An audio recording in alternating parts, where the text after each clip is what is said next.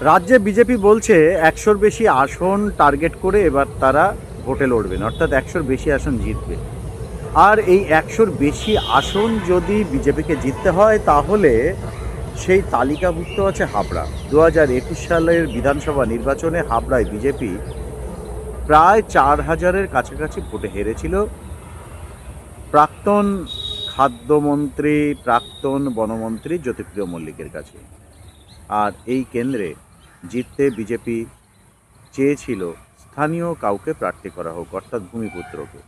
কিন্তু কিন্তু রাজনীতির উত্তাপ বাড়াতে, লড়াই আরও তীব্র করতে এক সময়ে জ্যোতিপ্রিয় মল্লিকের সহযোগী দেবদাস মণ্ডলকে প্রার্থী করেছে বিজেপি হাবড়া বিধানসভা কেন্দ্রে।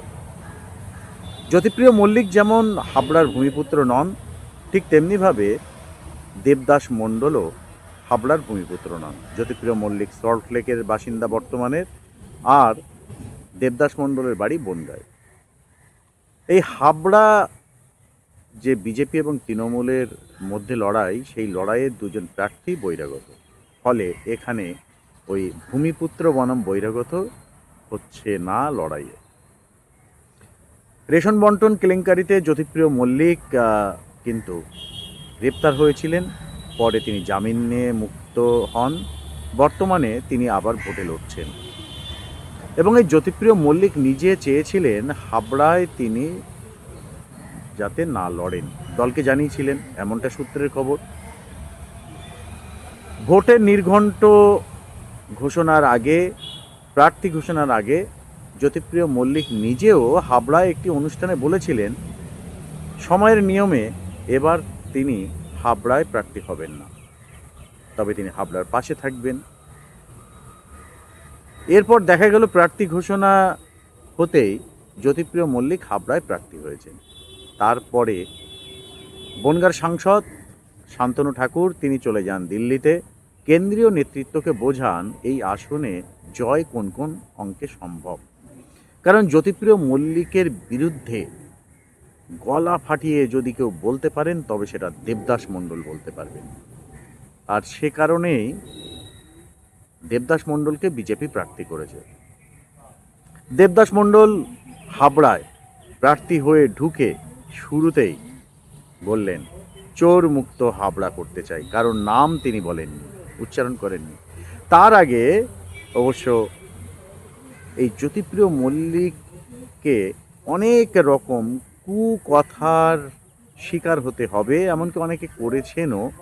এমন ভিত্তিতে এক সাংবাদিক প্রশ্ন করেন, জ্যোতিপ্রিয় মল্লিক সাংবাদিকের কাছে দেখতে চান কে মন্তব্য করেছে, হাত বাড়িয়ে বলে ফোনটা দিন, ফোনটা দিন, ফোনটা দিন, কারণ সাংবাদিক বলেছে ফোনে আছে এবং ওই ফোনেই রেকর্ড করা হচ্ছে। জ্যোতিপ্রিয় মল্লিক উত্তর দেননি, তিনি বলেন আগে আমি শুনবো তারপর উত্তর দেব। এই পরিস্থিতিতে কিন্তু দেবদাস মণ্ডল বললেন চোর মুক্ত হাবড়া, এবং হাবড়াবাসীর যে অনেক দাবি, সেই দাবির মধ্যে একটা কিন্তু হাবড়ার উপর দিয়ে যাওয়া যশোর রোড অত্যন্ত ঘিঞ্জি। টোটো নিয়ন্ত্রণ করতে পারেনি, ভ্যান নিয়ন্ত্রণ করতে পারেনি, রাস্তার পাশে অটো দাঁড়ানো, সরু যশোর রোড, উড়ালপুল নেই, সব মিলিয়ে হাবড়া যেন এক অন্ধকার যানজটে, দিনের আলোতেও অন্ধকার, যানজটের অন্ধকার। যদিও গ্রামীণ এলাকায় অনেক উন্নয়ন হয়েছে বাম আমলের তুলনায়, স্বাভাবিকভাবে হাবড়ায় আবার তৃণমূলের কোন্দলও আছে জ্যোতিপ্রিয় মল্লিককে নিয়ে। এখন বিজেপির হাতে বেশ কিছু অস্ত্র আছে এই হাবড়া জেতার জন্য। কারণ ভাবমূর্তি, অভিযোগ, কোট আনকোট অভিযোগ শব্দটি কিন্তু বলছি, বিচারাধীন বিষয়, এই বিষয়টা নিয়ে কিন্তু বিজেপি এই জ্যোতিপ্রিয় মল্লিকের বিরুদ্ধে সুর চড়াবেন নির্বাচনের প্রচারে। তার শুরুটা দেবদাস মণ্ডল ইতিমধ্যেই করে দিয়েছেন, চোর মুক্ত হাবড়া চাই। কাকে চোর বললেন, কে চোর, নাম বলেননি। দ্বিতীয়ত তৃণমূলের গোষ্ঠীকন্দল এখানে কিন্তু কাজে লাগাতে চাইছে দেবদাস মণ্ডল, কিন্তু পয়েন্ট অন্য জায়গায়। দেবদাস মণ্ডল যদি জিতে যান, তারপরে দেবদাস মণ্ডল বিজেপিতে কতদিন থাকবেন, এটাও কিন্তু বিজেপির অন্দরে প্রশ্ন। কারণ এই দেবদাস মণ্ডলের সাথে এই জ্যোতিপ্রিয় মল্লিকের কোন্দল, আর সে কারণেই দেবদাস মণ্ডলের তৃণমূল ছাড়া 2017 সালের নভেম্বরে তিনি তৃণমূল ছেড়ে বিজেপিতে যোগ দেন। দেবদাস মণ্ডল বলেছেন সংবাদ মাধ্যমকে যে তৃণমূলে থাকা অবস্থায় তার বিরুদ্ধে চক্রান্ত করে তারই রাজনৈতিক সতীর্থ এই জ্যোতিপ্রিয় মল্লিক, পুলিশ দিয়ে হেনস্থা করাতে তার বাড়িতে পুলিশ পাঠানো হয়েছিল। একটা দুটো গাড়ি নয়, 7-7টি গাড়ি। এই রাজনৈতিক প্রতিহিংসা বদলা তিনি নিতে চান। বহুদিনের ইচ্ছে ছিল জ্যোতিপ্রিয় মল্লিকের বিরুদ্ধে ভোটে দাঁড়িয়ে জ্যোতিপ্রিয় মল্লিককেই হারিয়ে শোধ নেওয়ার। এখন শোধ নেওয়ার সুযোগ পেয়েছেন এই 2026 সালের বিধানসভা নির্বাচনের প্রার্থী হয়ে। জ্যোতিপ্রিয় মল্লিককে হারাতে পারবেন কি?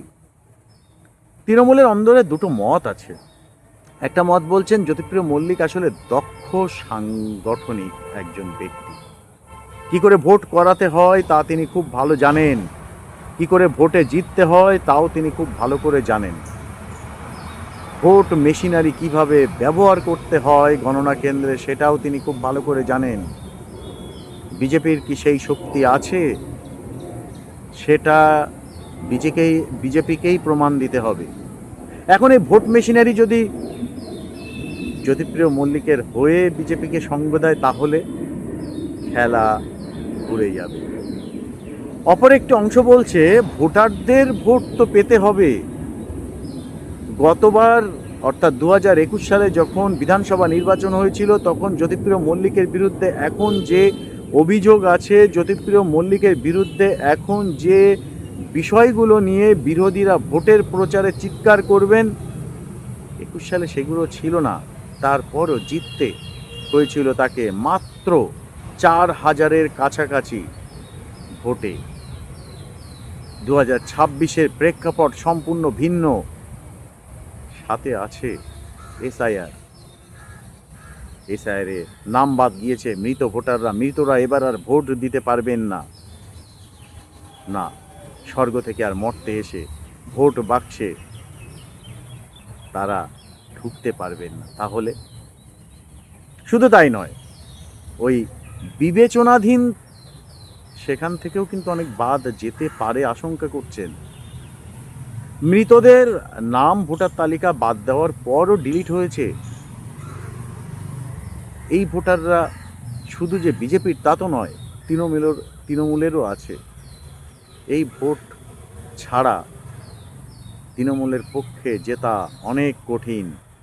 যে ভোটাররা এখনও পড়ে আছে, তালিকায় নাম উঠেছে, সেখান থেকে জেতার জন্য ভোট কি এই জ্যোতিপ্রিয় মল্লিক পাবেন? আমাদের অপেক্ষা করতে হবে ততদিন। আর তার আগে, সেই অপেক্ষার আগে আমরা শুনব জ্যোতিপ্রিয় মল্লিকের বিরুদ্ধে বিজেপির এই দেবদাস মণ্ডল, তারই এক সময়কার পুরনো সতীর্থ, তিনি ঠিক কি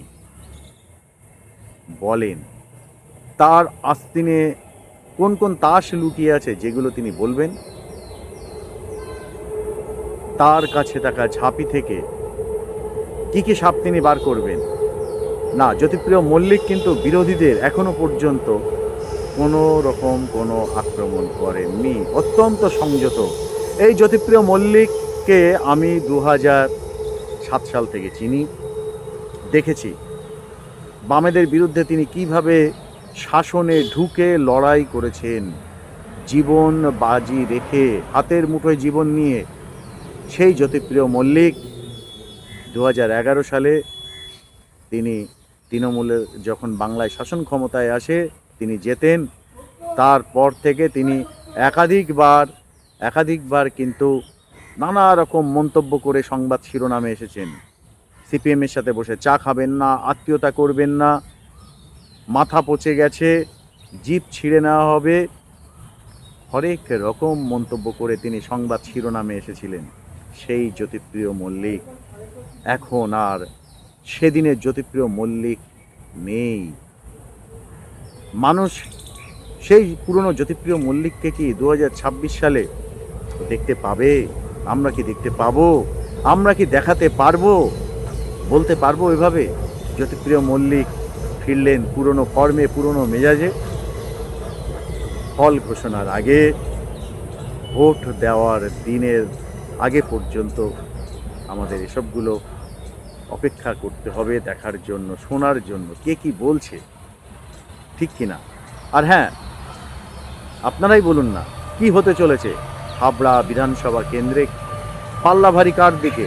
কমেন্টস করুন, জানান আপনার এলাকার নানা রকম সমস্যা, ছবি পাঠান হোয়াটসঅ্যাপ নাম্বারে। আর শান্তি বজায় রাখবেন। হিংসা কিন্তু কখনো কোনো কিছু করতে পারে না। সবসময়ের জন্য মাথায় রাখবেন, কোনো প্ররোচনায় পা না দিয়ে শান্তি বজায় রাখার। ভালো থাকবেন সবাই।